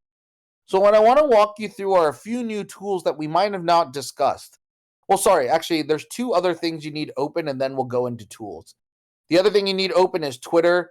Whatever your Twitter is, whoever you're, understand Twitter will be both signals and noise. There's going to be a lot of people LARPing, but there's also going to be signals, winners. of all. Make sure you have Twitter running. And then same thing, make sure you have your Discord running. Make sure you're well connected, you're into all of your communities, and you're connecting and seeing where these conversations are. We'll be live, but all your communities should be active. I want to be able to take information from 5 to 10 different communities when this is happening. Use the crowd information, use your pre-Rune leverage to see what those communities are saying. Try to understand the pulse, right? Like, that's kind of the important thing. You have to understand the pulse of everything that is in this market here at the moment right now, and it's going to be crazy, right? It's going to be nuts. And I love this because it means that we're going to be getting so much information, and we're going to have to find a way to really navigate this here as well, right? And it's going to just keep getting more expensive, more expensive, more expensive. It's going to be insane. So make sure you're using social signals, right? And that's kind of Twitter. Let me put the Twitter link down. Here, twitter.com. Sorry, I'm just creating a list. Social signals, ordinal and pre-Rune signals. Oops. And then we'll put Discord's link, whatever stupid Discord is. Okay, great. And then we'll go to this next tool here. And that's all end of this session. We'll wrap up here in about 13 minutes on this, and we'll move on to the next session. Even though I think I'm behind 30 minutes. Yeah, we're supposed to, my Rune dashboard. Yep, and then we'll go into Rune ecosystem, and then we'll go into farming. Okay, perfect. So we're still generally on time. So as we go through this, right, what are the next things you want to do is you want to see now new emerging tools, right? And this is going to be new emerging tools category. There's quite a bit coming, and we want to see what's going to happen. So one of my favorites right now is probably Rune Alpha. They seem to have all the data that I'm effectively looking for. Again, most of this either is fake data or this might be testnet data, but essentially what you're able to see is what's occurring in terms of volume in the overall market. This is a full platform that allows you to not only be able to see the different market caps of all the runes that are coming in. This could be another helpful tool for signals. It also allows you to both do etching and creating runes here. So you'll be able to mint from here as well, but also be able to etch and transfer. And then they should also have a market that is available for us to be able to give us data. We want to keep an eye. I don't know if these guys are going to be the first to get a real market data up. I don't know if it's going to be Luminex. I don't know who is going to be. We need to figure out who's going to give us market data first, right? So this is a candidate, right, to give us market data first in runealpha.xyz, market data potential, right? And that's what we want, right? We want to be able to understand. The next one we're going to have is something called Rune Market. This will also be important. And they actually already have something of value here. They're actually showing you the order of provenance of who did the actual first airdrop launches or claim launches of assets, right? And many people actually believe it's Arsic, but in theory, Rune X has a claim to have done this all the way back in November, which is why it's actually kind of held up a really good floor price and still maintaining a 50 million market cap here as well, right? But what's cool here is that you can see quickly the market caps. You can see which one actually came out. What order did they launch in the pre-Rune side of the equation? And this doesn't have like all of the characters, right? Like I'm looking at this here at the moment right now, and I don't see Tiny Viking at the moment right now on this list. So as you can see, it won't have everyone, and that's kind of the important thing is that all stuff is going to be biased, right? But the goal is that these guys should have the total runes market cap updated here. Again, this might be total shit, right? And that's kind of the important thing is we still don't know who's going to be able to fund us the right tools here, right? You'll get the note here, the koi. I'm going to write it here. I'm creating this massive list right now and updating it here as well. Here, actually, I'll just send it and then I'll re-update it right after this one. The next tool we want to keep an eye on is Rune's Terminal. So Rune's Terminal is the team, and RunePad is the team behind the or Odyssey apes, right? That's sitting at point zero like 3 or 0.027 right now. I think we just last saw. This one's really interesting because they're claiming to be probably the most advanced out of all of them. They have actually a pretty compelling deck. And they're creating this infrastructure, and they actually have multiple ecosystems, right? So they have Rune's Etcher, Rune's Book that are coming soon, right? They have Rune's Pad, which will be a free market for all innovators to launch. This will be a launch pad for Runes. And they also have runescan.io.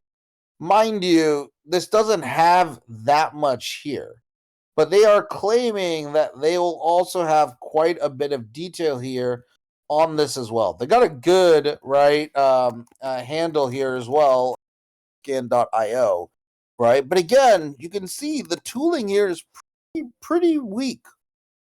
We're not looking at massive, amazing tools here across the board, right? To be very honest, Luminex might end up having the strongest one here because they're getting the sale data here, and maybe this alpha screen is going to give us more of the information. Or we might just need to go back to BTC tools because we know it's going to work.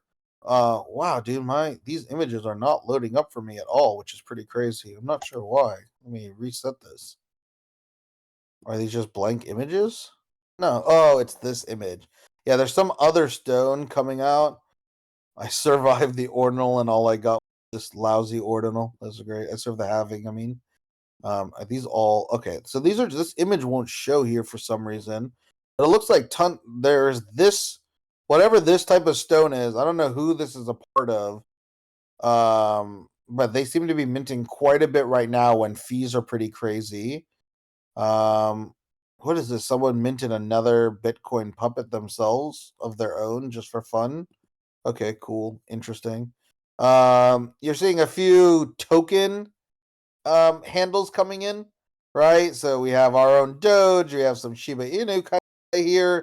So you're seeing people getting ready for that. Again, you can see a little bit of insights, of course, always coming in, and these are kind of where you want to use these suite of tools. So effectively, right? What you recognize? Oh, it's an honorary made for Bunny. Good to know. Thanks so much. Yeah, he also did I mean, I think it's probably minted out now. I saw there was another honorary for Ross Ulbricht, right? He did that 10,000 supply. I don't know if that's supposed to mint that myself, but I might have missed it. Okay, maybe I did. I'm trying to see if I can find that. Someone else will find that link here as well. There we go. I think that's probably catchy doing it. Is this available still, or is it minted out? Oh yeah, it's still available. Interesting. Um, this is actually, I don't know, it might be worth a mint. I mean, gas shitty here at the moment right now. Like really shitty.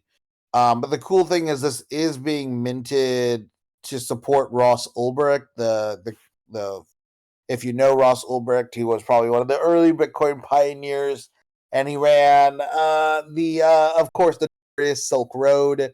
And in that, Ross is still uh in prison, serving life sentences, and he's trying to fight for clemency at the moment right now.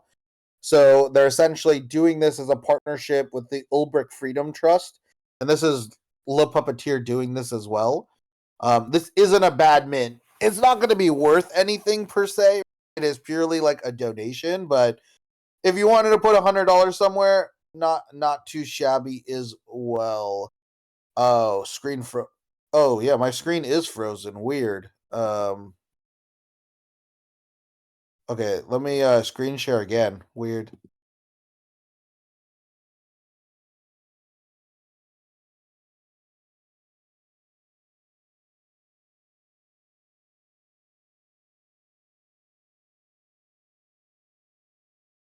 Okay, at least you could see that. Wait. So hopefully, one sec.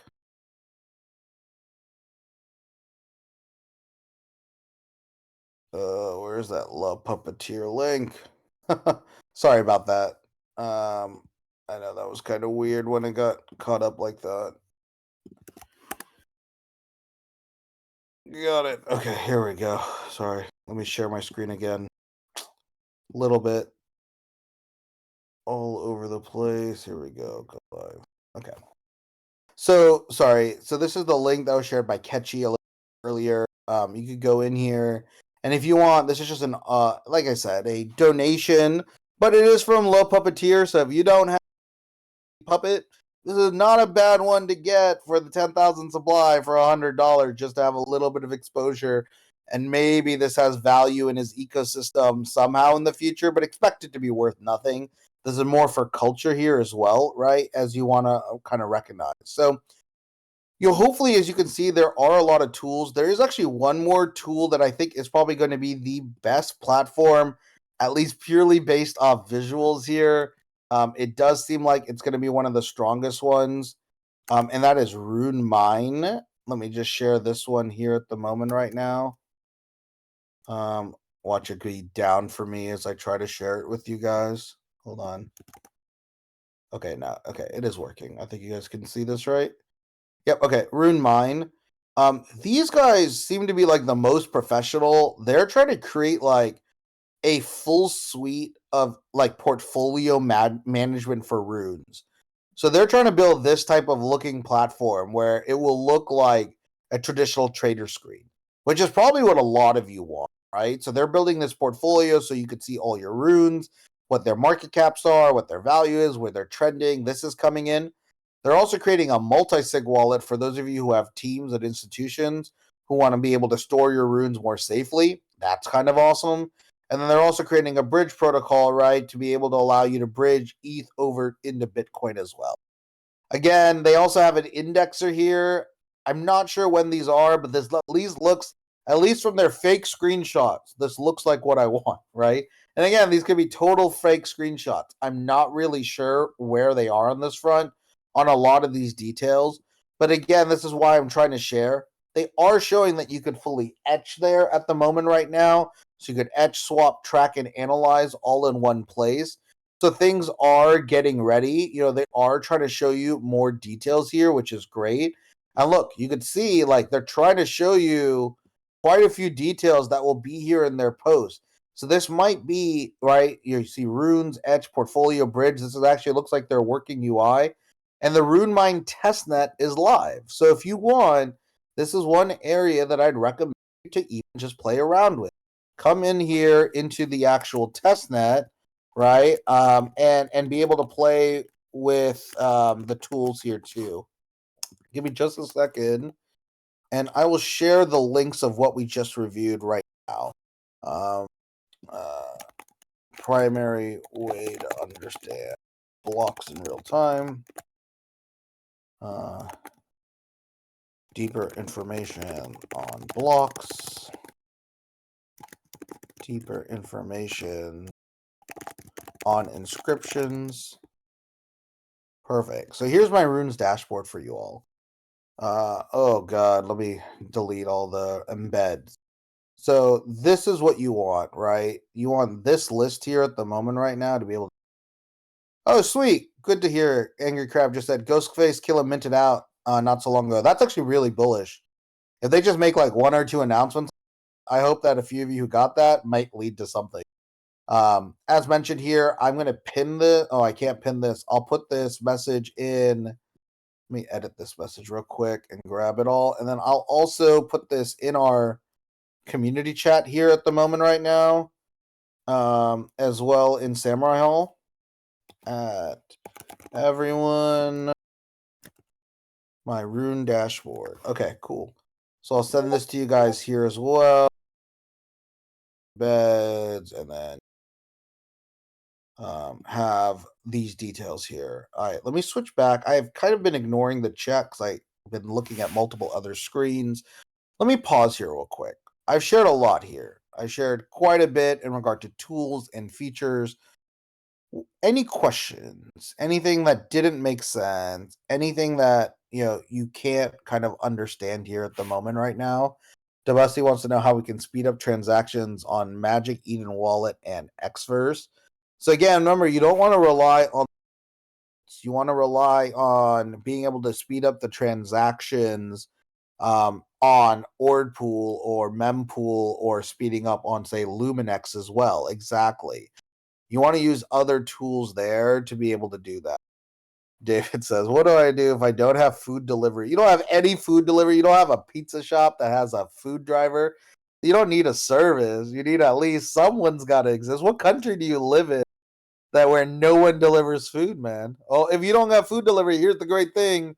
Go waddle outside yourself, right? And just go to your nearest store and grab all your snacks, man. Just make it easy, right? Like you got a bunch of time and opportunity right now. Dweezy, these are all free tools that I've shared thus far. Everything I've noted has no cost to be able to access here, which is great. All available, all accessible here as well too. Um, so as you kind of see, right, it's not as hard as many people are noting. It's just a new language, right? Once you understand UTXOs, it kind of makes sense. Once you understand, oh, runes are only like 3 functions, okay, that's not that hard.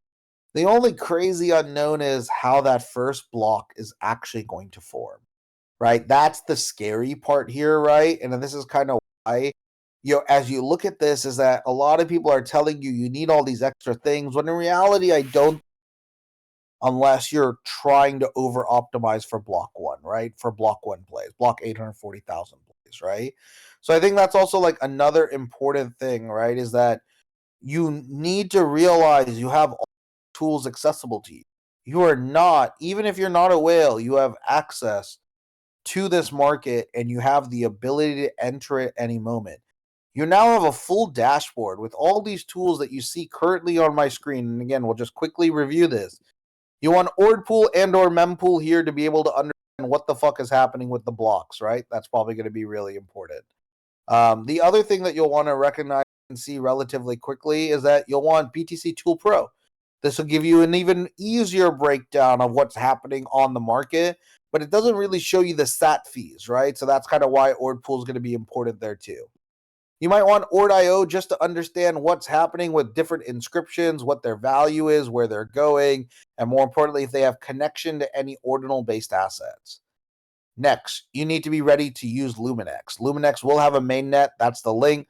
But there's already a test net, and you could already be doing all these mints. And it's so fucking easy. It's amazing.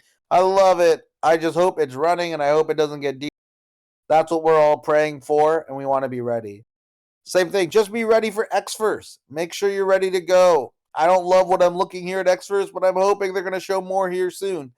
Again, this should also be a nice backup in case Luminex goes down. Same thing. You want Magic Eden up. You want to understand what are the changes that are happening. What is picking up buy pressure? Okay, we're getting Runestones getting a little bit of buy pressure. We're getting Prometheans getting a little bit of buy pressure here right now in the last 10 minutes. What else is moving? Let's see. Rune's by BVM's up to 0.0045. Rune Doors 0.0029. Ords are past. Nice showing 0.023. Even though they were shitty yesterday, clearly that was always going to be a cook. Good to see that play out. Ooh, Mystic Rune's back up to 0.0014, which is not too shabby considering it dropped all the way down to 0.001. Tiny Viking still holding 0.011, but again, I'm just trying to see where the actual price action is going. And, primarily I'll be looking at these top like 15 or 20. And then, of course, I'll be looking at the 1 hour time block just to see if there's any other details or larger trends happening. But 10 minutes and 1 hour is really what I'm looking at here in Magic Eden to see if any of these get a pull. Separately, I'm, of course, going to have my Twitter and Discord open. I want to make sure I'm engaging. Discord may be a tab for you, or Discord may be the standalone app. It's up to you. I kind of use them all within tabs here when I'm kind of working, so I can have them in that same flow. You might want to break up these tabs, right, into different Chromes. Like if you're lucky enough to have a large enough screen, I usually have like 4 different screen quadrants that are needed. Like what is all the market information? Here's all the minting information. Here's all the blockchain information. It's up to you. Find your path, but these are all the key slides. This will help you get that first stack. Beyond that, these are all extra, right? We want to see, does Rune Alpha end up getting a good tool? Does Rune Market Cap actually update this and make it look a little bit more intelligent? Does Rune's terminal actually come out with Rune Scan? Is this actually going to be any better? Is this going to run? Is this going to be interesting, right? Sorry, we already seen that. Is Rune Mine going to have this infrastructure ready for us to go on mainnet? Because the testnet already looks pretty cool. Again, another good view here. And again, it shows you a few categories like most minted, recent, and number. So Tiger Woods fucked my mom. There you go, right there. That is 2172. And then here's the cool thing, right? Let me see. Does this show everything? Let me just see. So I mean, pretty cool, right? Like it's showing you how many people have actually etched. And do you know how insane this is? Do you realize that only 2,173 runes have been etched by this market? Dude, how dumb, like this is how dumb your competitors are actually interacting with these tools. I bet you from our community, we're 100 of 2,100. Like we're literally 5% of the people who've done it. I have already done 8 runes myself. How the fuck are people not etching this more? But this just gives you a sense of how you're getting more edge. You're actually interacting with these tools. You're actually here ahead of most people. It's so much smaller, right? Because think about it. How many people have actually etched a rune in the last 24 hours when we're right before having it's only 2,000 people? Mind-boggling. Mind-boggling how small that number is at the moment. It just gives you another advantage confidence.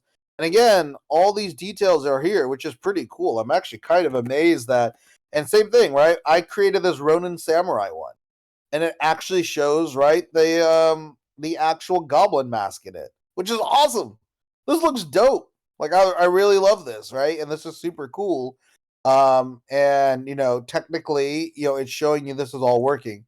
The other cool thing is that they also have this advanced one, which will show you a little bit more. So I'd switch over the tab to advanced.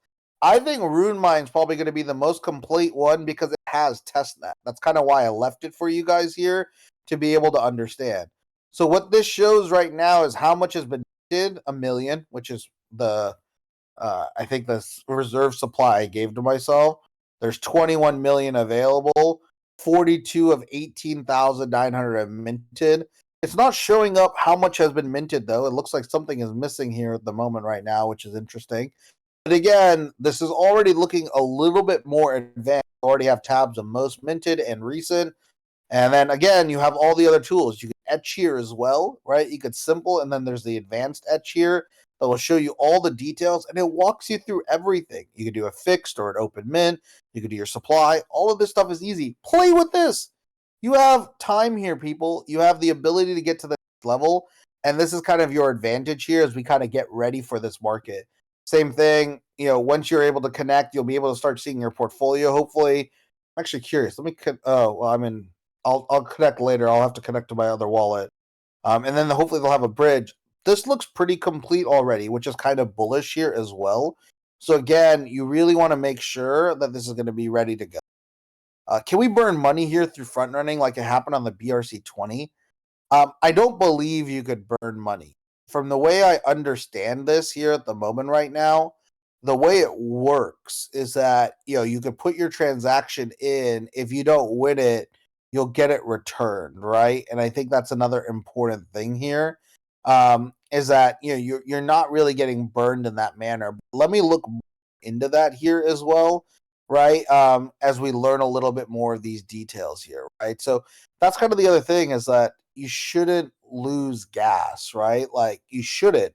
But let me go and confirm this is the case, like the way that this should be working. If your transaction gets reverted, you should receive everything, right? Like if you get RBF'd, right? Like someone snipes your thing, you don't lose fees on them, right? It means your transaction was replaced in the pool and your money is coming back, right? So if you replace the transaction, it can be that case. But let me make sure and confirm because even a lot of this stuff is new edge cases for me, right? I am learning this at this kind of level here as well, is this opportunity.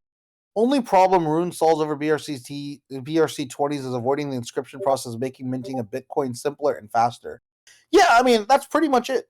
I mean, there's no other utility on Rune. It is literally just an easier, faster, and more on-chain efficient, meme coin protocol. That's really all it is. And that's also why I think it's important for us to like make sure, right, is that Rune is literally the most minimal tech that ever. There's no smart contracts, right? And that's kind of another important thing, right? Is that essentially, right, it's just purely shitcoin, right? Purely shitcoin here, right? And that's going to be really important.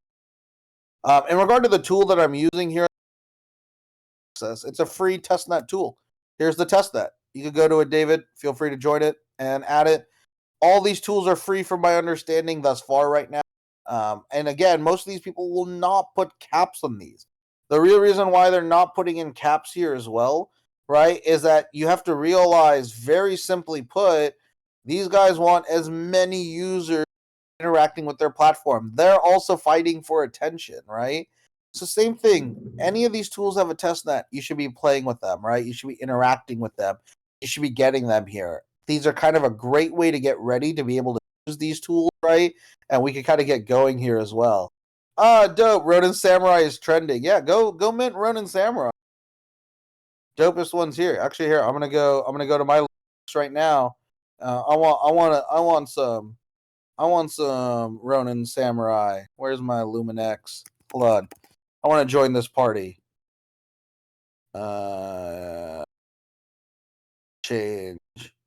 Okay, let me mint it with a not the wallet that I'm using to create that. Okay, let's go to this one. TB. What am I? Oh, is this weird thing where am I? No, it's available.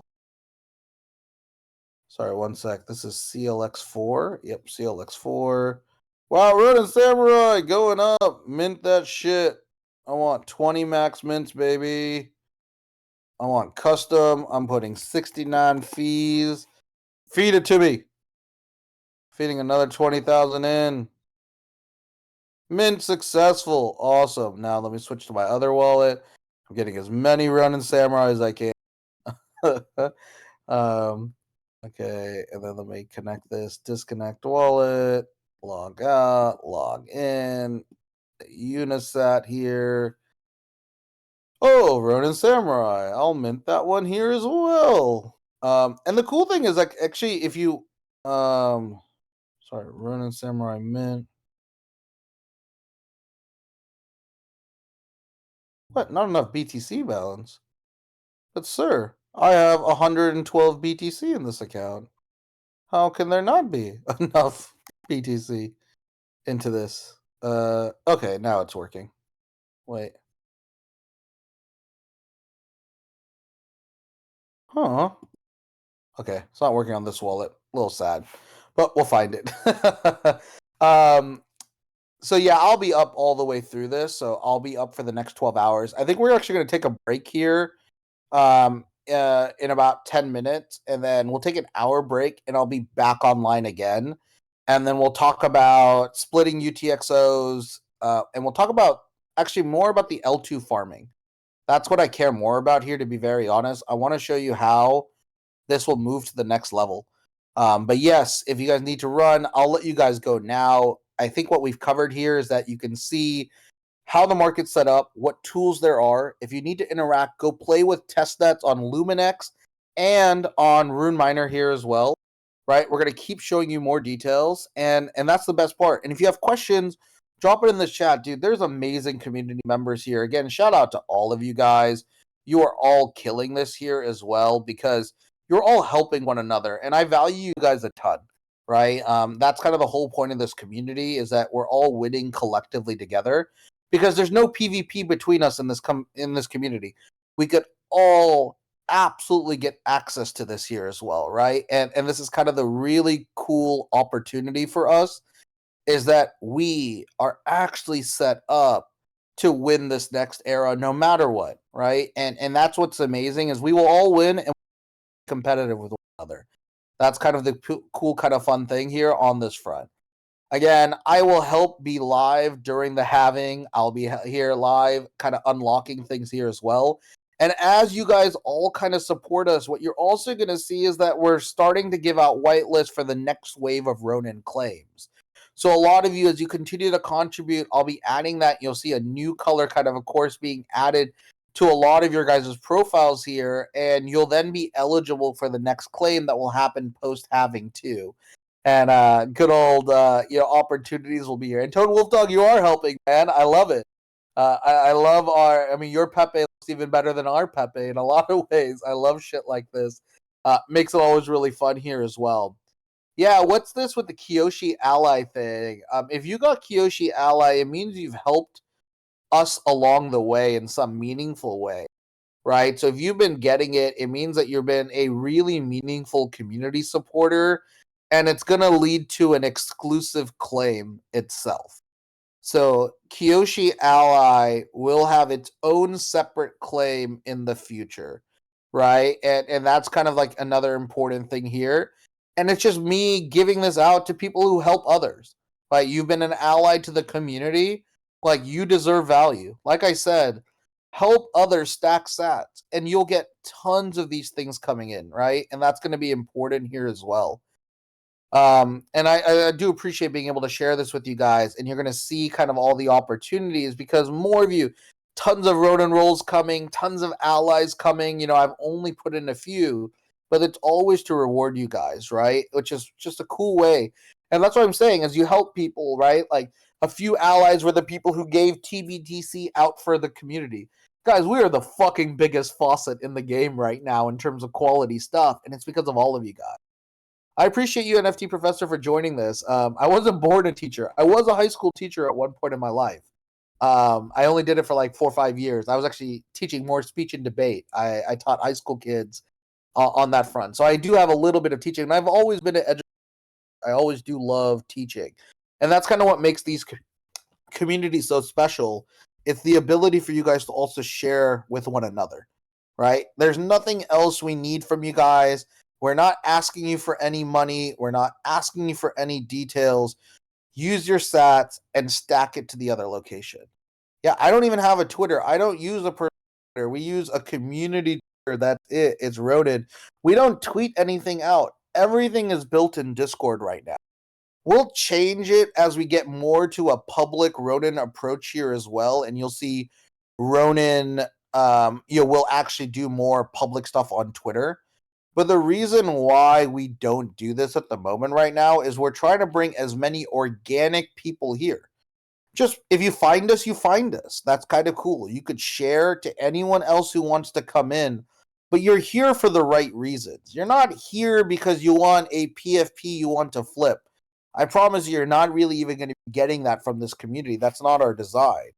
What you're here is that you believe that by getting at the base level and getting real community and real, hopefully helpful guidance, you are going to fucking farm the next era of BTC with us. And that's what we're going to talk about in the next hour, right? Is that, when we start again at 3 p.m., I'm going to talk to you about why farming, right? Farmer to explorer to baron. This is going to be your path. I'm going to show you how you guys do that and why it's going to be one of the biggest upsides out of anything I can share. And this is also the reason why I want to change the community design of seen historically. Everything becomes too PvP in every community. It sucks, right? And it becomes like you're dealing with these layers of FUD. You're dealing with these layers of who wins and who gets what. What's amazing about Ronin is that almost all of you get everything, right? There might be a little bit of limitations on the initial PFP, but you get all the guides, you get all the breakdowns, you get all the access. You can all be Moto Swap whales, right? You could all be preparing for Rune Pro, all be preparing for Bit Bounce, or Lord knows whatever, all Bounce Bit, all these different names. It's so hard to even keep up. And we're going to make it so easy for you to do it. And I'm telling you, if you plan to be in crypto 12 months from now, the number one smartest thing that you could be doing is farming and getting ready to be early testers on Bitcoin protocols. Easiest win for 12 months. And that's what we want our real market to be. we want you to all realize that kind of embracing this farmer mindset is going to be really powerful. So if you want, any of you guys, I'll kind of share this with you. The second, the first image is actually just yes as a farmer. But if you want to take your PFP, that second image I shared is just the empty, transparent PNG of a pitchfork. And you could layer that one as well on top of your PFP if you want to become into this farmer world with us, right? And I think that's kind of the other important thing, right? Is that there's so many cool ways to get huge upside in this market. And the honest work is being testers of the next era of Bitcoin. That is going to be massively rewarded. You're going to become power users of those projects, and you're going to have unfair insights and advantages on how the market is playing through. And as long as you do that, you guys will most likely get a Ronin from us. Ronin is only given to people who are helping collect sats and scale sats here as well, which I think is going to be really exciting. As we wrap up, I'll kind of answer Prof. J. He says, are we bullish on Zulu Network? Bro, I don't even know. You're ahead of me. I'm trying to play catch up. Are we bullish? But I like this. I like that you just posted this here, and I'm going to pin this message in honest farming as you've just done. Zulu Network is a layer 2 solution for BTC. Introducing a dual layer architecture. There's a code from Prof. J that you should all use.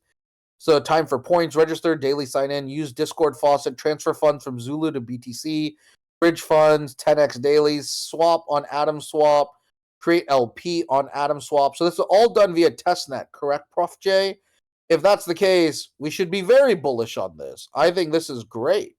To be very honest, I'll need to look into this, but since this is all testnet, this is great here as well.